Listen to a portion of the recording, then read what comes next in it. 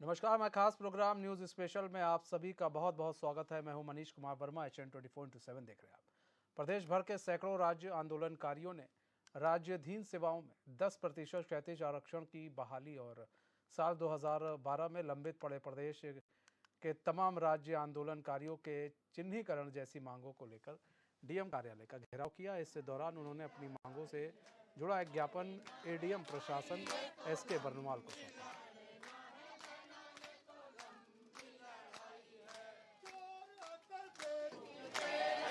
लगातार राज्य बनने के बाद 2004 में पूर्व मुख्यमंत्री नरेंद्र तिवारी जी ने उन भावनाओं को समझते हुए 10% क्षैतिज आरक्षण व्यवस्था बहाल करी। तमाम रोजगार से लेकर तमाम चिन्हीकरण की प्रक्रियाएं चली हैं, लेकिन वर्तमान में जिस प्रकार से भारतीय जनता पार्टी की पूर्ववर्ती मुख्यमंत्री माननीय त्रिवेंद्र रावत जी ने उन्होंने तो पूरे कपाट ही बंद करे हुए थे, लेकिन धामी जी ने एक आशा की किरण दिखाई थी जो हम सब लोगों ने पहल करी थी। उसमें शासनादेश आया 31 दिसंबर 2021 के बाद जो शासनादेश आया लंबित मामलों के लिए, वो मामले आज 23 आ गया। वो अभी तक जो है पूरे मामले लंबित पड़े हुए हैं। 2011 से हमारी कई मातृशक्ति, कई वरिष्ठ वो दिवंगत हो गए, उनका चिन्हीकरण नहीं हुआ और बाकी सरकारें ब्यूरोक्रेसी अपना सारे काम कर रही है, अपने भत्ते बढ़ा रही है, तमाम नए नए जो है फार्मूले अपना रही है।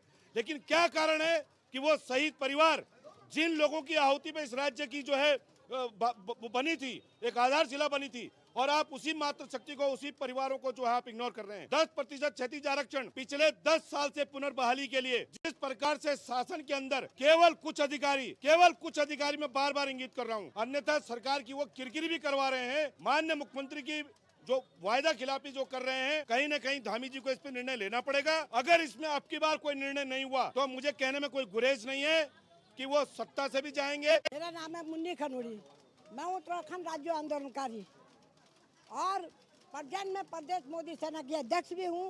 पर पहले मैं आंदोलनकारी हूँ, उत्तराखंड हूँ, आंदोलनकारी हूँ, फिर मैं सरकार के साथ हूँ। मेरा निवेदन है सरकार से इस आज की सभा के माध्यम से कि 1994 से जो आंदोलनकारी आंदोलन कर रहे थे वो अभी तक भी चिन्हित नहीं हुए। सरकार ने वादा किया था 10% आरक्षण का, वो कई बार हो गया कि बहाली कर दिया, लेकिन कोई बहाली नहीं हुआ। अभी तक वो आरक्षण लागू नहीं हुआ और उत्तराखंड आंदोलनकारियों की अपेक्षा क्यों कर रही है, क्यों उनको मतलब दर्शा रही है और उनको परेशान कर करके चिन्हीकरण तो करना ही पड़ेगा। हर हालत में हम भूख हड़ताल में बैठ जाएंगे अगर चिन्हीकरण नहीं किया तो। देखिए, सरकार ने गैरसैंण कैबिनेट में सुबोध उनियाल जी की समिति की सिफारिश को मंजूरी दी। अगले दिन मुख्यमंत्री जी ने बयान दिया कि हमने राज्य आंदोलनकारियों का 10% क्षैतिज आरक्षण बहाल कर दिया। मान लिया कि ये स्लिप ऑफ टंग था।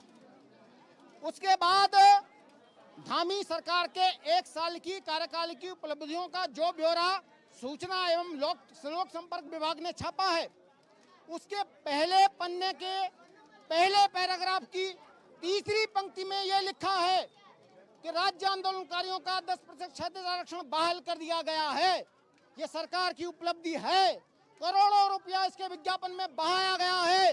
परंतु 21 अप्रैल को मैंने इसी प्रेस क्लब में एक प्रेस कॉन्फ्रेंस करके सवाल उठाया था। 15 लोग वहां बैठे थे जिनके हाथ में अपॉइंटमेंट लेटर थे। वो 10 सालों से अपना अपॉइंटमेंट लेटर लेकर के घूम रहे हैं। उनका अपॉइंटमेंट क्यों नहीं हुआ, वो ज्वाइन क्यों नहीं हुए? अगर ये आरक्षण मंजूर कर दिया गया है तो ऐसे ही आपने चिन्हीकरण के विषय में स्वयं आपने शासनादेश जारी किया, स्वयं चिन्हीकरण समितियां बिठाई, उसके बाद वो फाइलें धूल क्यों खा रही हैं? ये सवाल हमसे नहीं शासन से पूछा जाना चाहिए। मेरा नाम सुनीता ठाकुर है, मैं खटीमा से हूँ। फिलहाल मैं देहरादून जी। मैं यही कहना चाह रही हूँ कि वो आरक्षण 10% को लेके जो बात हो रही है, धामी जी ने कहा कि वो आप लागू हो गया है, लेकिन आज की डेट तक नहीं हुआ, क्योंकि मैं भी उन्हीं में से हूँ। 2013 में मेरा अपॉइंटमेंट हो चुका है, सिलेक्शन हो चुका है, लेकिन अभी आज की डेट तक मेरा अपॉइंटमेंट नहीं हो पाया है। तो कहाँ आरक्षण लागू हुआ है बताइए आप? और मेरे साथ के और भी बहुत सारे लोग हैं, मैं अकेली नहीं हूँ। बिल्कुल रूखा है, बिल्कुल है। देखिए, उत्तराखंड राज्य आंदोलनकारियों का जो विषय है, जो काफ़ी लंबे समय से अपनी मांग को कर रहे हैं, सरकार ने उन सभी मांगों का संज्ञान लिया था और पूर्व में भी चिन्हीकरण हुआ है। कुछ चिन्हीकरण का मामला आंदोलनकारियों का कहना है कि वो लंबित है, लेकिन हमारा सभी आंदोलनकारी साथियों से ये अनुरोध है कि धैर्य और संयम रखें, सरकार पर भरोसा रखें। माननीय मुख्यमंत्री पुष्कर सिंह धामी जी ने राज्य आंदोलनकारियों के लिए क्षेत्रीय आरक्षण का विषय हो, मानदेय बढ़ाने का विषय हो, सारे विषयों को करने का काम किया है और राज्य हित में लगातार मुख्यमंत्री जी निर्णय ले रहे हैं। सभी आंदोलनकारी साथियों को अपनी मांगों पर इंतजार करना चाहिए, धैर्य और संयम रखना चाहिए और सरकार के निर्णय का इंतजार करना चाहिए। आंदोलनकारियों की तमाम मांगों के बारे में सरकार लगातार जो बयानबाजी कर रही थी उसकी पोल अब खुल रही है कि राज्य आंदोलनकारियों की किस तरीके से धामी सरकार में अनदेखी हो रही है। और 6 साल से जो है आंदोलनकारी लगातार अपनी विभिन्न मांगों के लिए सड़कों पर आंदोलन कर रहे हैं। जितने भी मुख्यमंत्री अब तक बने हैं 6 सालों में, सभी के दरवाजे पर आंदोलनकारी गए हैं, चाहे उनके चिन्हीकरण की मांग हो, चाहे जो है 10% क्षैतिज आरक्षण की मांग हो। आंदोलनकारियों की भावनाओं से लगातार सरकार खिलवाड़ कर रही है और 10% क्षैतिज आरक्षण के मामले में भी बयानबाजी से आगे सरकार अभी तक नहीं बढ़ी है। शासनादेश अभी तक जारी नहीं हुआ और मजबूरी में आंदोलनकारियों को धरना प्रदर्शन करना पड़ रहा है। और राज्य आंदोलनकारियों का जो चिन्हीकरण है, कई बार घोषणा करने के बाद, कई बार आवेदन पत्र जमा कराने के बाद भी सरकार उस पर कदम आगे नहीं बढ़ा रही है। निश्चित जो है चिंताजनक बात है। राज्य आंदोलन के गर्व से जन्मा हुआ राज्य और राज्य आंदोलनकारियों को ही बार बार संघर्ष करने के लिए बाध्य होना पड़ रहा है। इससे शर्मनाक बात इस राज्य में और क्या हो सकती है। HN 24/7 की टीम इस वक्त मौजूद है जिलाधिकारी कार्यालय में। आप देख सकते हैं मेरी दाईं तरफ तमाम जो प्रदेश भर के राज्य आंदोलनकारी हैं वो लगातार आवाज उठा रहे हैं और लगातार उनकी एक ही मांग है कि जो राज्य सेवाधीन में जो 10% क्षैतिज आरक्षण है वो बहाल किया जाए और जो चिन्हीकरण है वो किया जाए, क्योंकि लंबे समय से तमाम जो राज्य आंदोलनकारी हैं वो इसका इंतजार कर रहे हैं।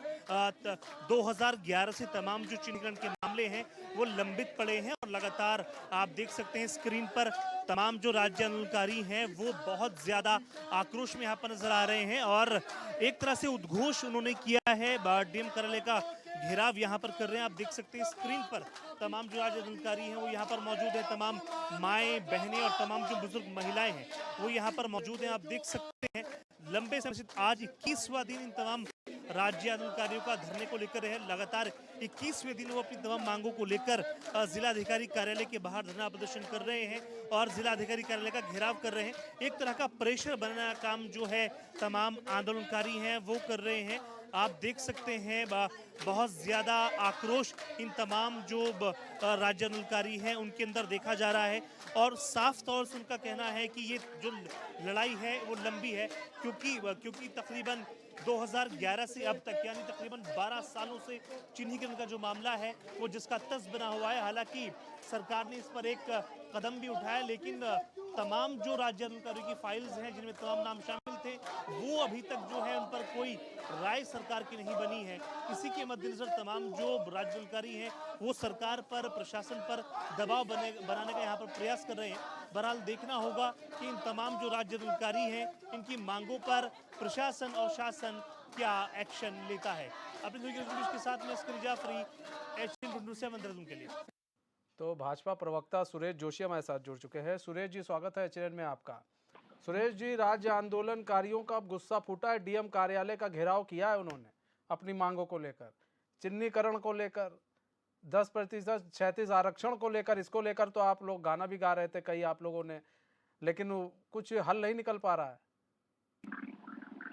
मैं 10 मिनट से बड़े ध्यान पूर्वक से आपकी बात को सुन रहा था। जी सुरेश जी, बहुत संक्षिप्त में 2 लाइन में इसमें बोलूंगा कि देखिए, सरकार की मंशा बहुत साफ है और माननीय मुख्यमंत्री जी ने इस विषय पे पहले ही सरकार बनने के तुरंत बाद राज्य के जो आंदोलनकारी हैं उसके क्षैतिज आरक्षण उनको मिलना चाहिए, चिन्हीकरण होना चाहिए, इस विषय को लेकर के प्रस्ताव पारित किया और एक प्रक्रिया के तहत जो राज्य सरकार की या जो सरकारी प्रक्रिया है उस प्रक्रिया के तहत ये कार्य बहुत तेजी से हो रहा है।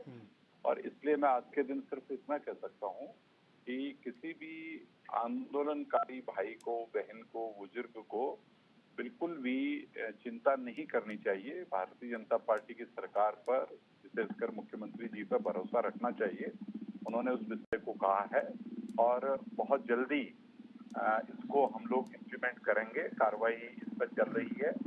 बाकी जहाँ तक आपने कहा कि लोग आंदोलन कर रहे हैं, गिराव कर रहे हैं, ये देखिए डेमोक्रेसी में सबको अधिकार है कि वो अपनी अपनी बात को अपने तरीके से कहीं भी प्रस्तुत कर सकते हैं, चाहे वो जिलाधिकारी का कार्यालय हो, चाहे कोई और मंच हो, वो प्रस्तुत उनको करना भी चाहिए।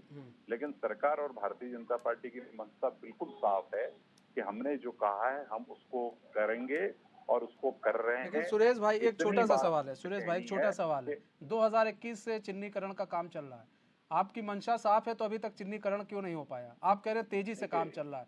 देखिए, आप ऐसा है ना, आंदोलनकारियों को भी सुना आपने कि उन्होंने ये बात कही कि मैंने मुख्यमंत्री सबको- आए तो हाँ। उन्होंने काम किया, लेकिन अरे, वो आपने रोक प्रश्न लग गई उस कर लिया पर। ना। अब आप इतना लंबा चौड़ा क्यों जा रहे हैं? आपने 2021 में नहीं किया, आज तक नहीं हुआ, यही तो आपका प्रश्न है। तो आप इसको क्यों घुमा रहे हो? इतना जलेबी मत बनाओ। देखिए 2021 में अगर हम लोगों ने सुरेश किसी भाई हम विषय को जलेबी बोला- बना रहे हैं, क्या बात कर रहे हैं आप? सुन लो ना, पहले पूरी बात को सुनो जी, भैया। जी, 2021 में कहाँ से कह दिया? चुनाव कब हुए? हाँ। चुनाव कब हुए? 21 में हुए क्या? 22 में चुनाव हुए, अब आप करो 21 में कह दिया। भाई पहले चीजों को डाटा रखो। एक साल हुआ है अभी सरकार को बने हुए, 1 और साल। भाई कोई चीजें उलझी हैं, कहीं माननीय न्यायालय की चीज से की तरफ से उलझी हैं, कहीं सरकारों की तरफ से उलझी हैं, कहीं और वो हैं, तो उन सबको सुलझा करके। सुरेश भाई इससे पहले आपकी सरकार नहीं थी?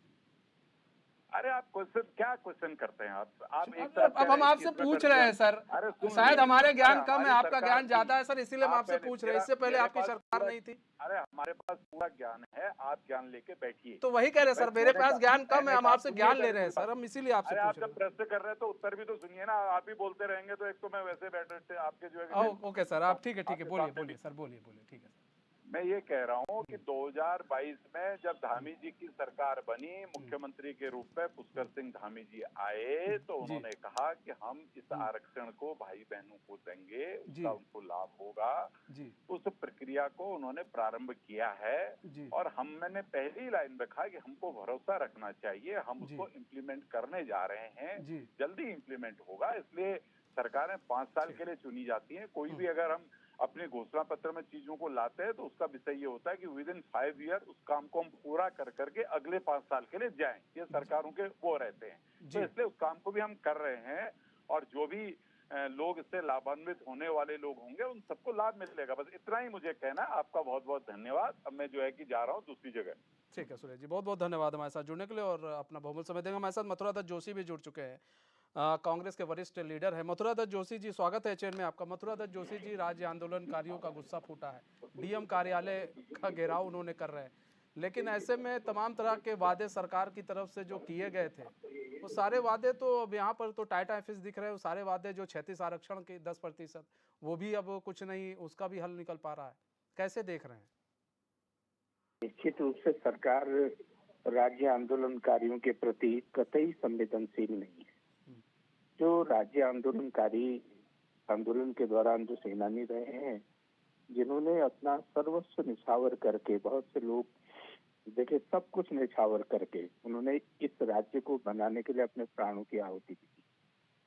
बहुत से लोग अपनी जवानी, बहुमूल्य जवानी समय जो होता है वो राज्य के लिए उन्होंने दिया।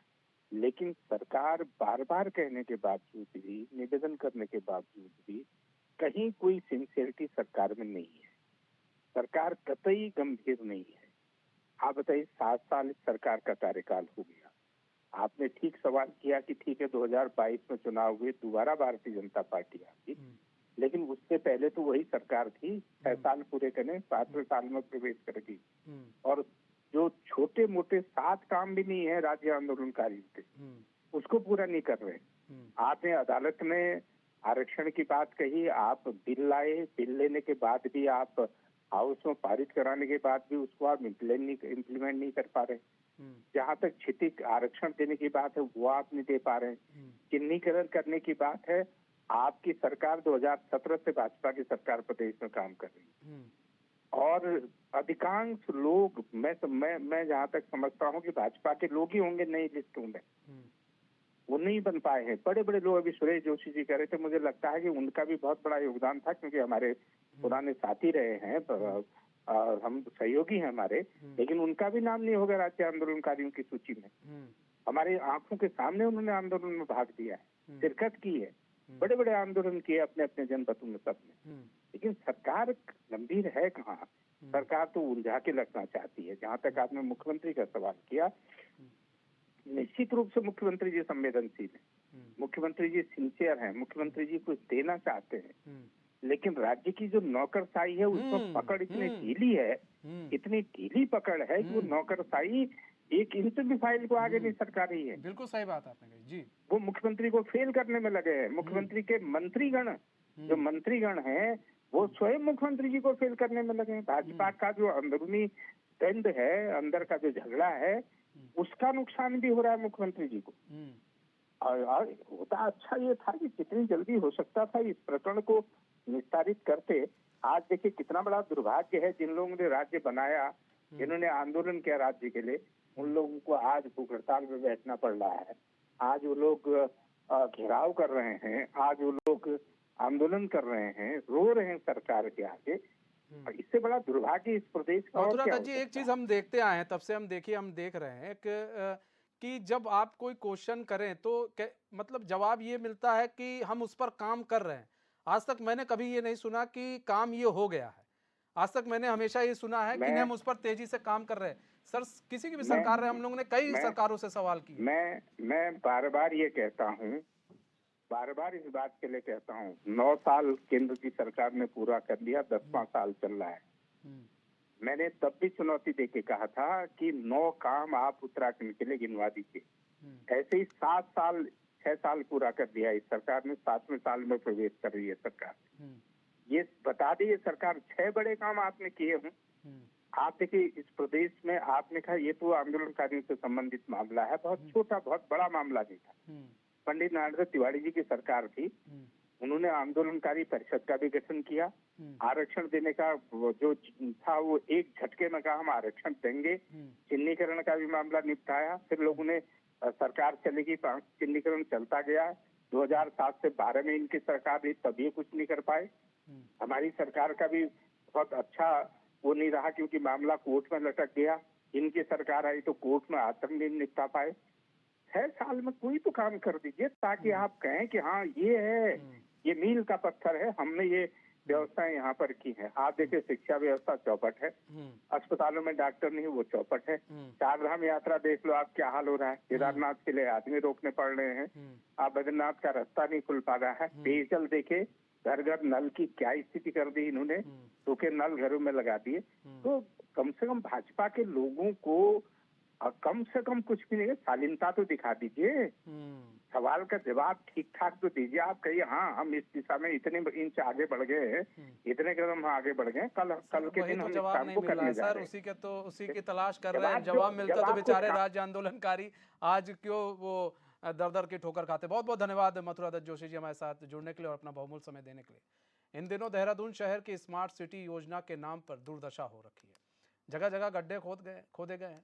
कार्यदायी संस्था और कॉन्ट्रैक्टरों की मनमानी के चलते सड़कों पर चलना मुहाल हो गया है। लेकिन अब एसएसपी के निर्देश पर एसपी ट्रैफिक अक्षय कोंडे ने ड्रोन के जरिए कॉन्ट्रैक्टरों पर बड़ी कार्रवाई की है। एसपी ट्रैफिक ने उन कॉन्ट्रैक्टरों पर कार्रवाई की है जो सड़क किनारे निर्माण कार्य करवा रहे हैं और निर्माण सामग्री मार्ग पर ही फैलाए रखी है, क्योंकि इससे यातायात असुविधा के साथ साथ सड़क दुर्घटना की संभावना भी बढ़ जाती है। एसपी ट्रैफिक ने बताया कि अभी इन पर चालानी कार्रवाई की गई, लेकिन अगर फिर भी ये ऐसी गलती करते हैं तो इनके खिलाफ मुकदमा दर्ज किया जाएगा।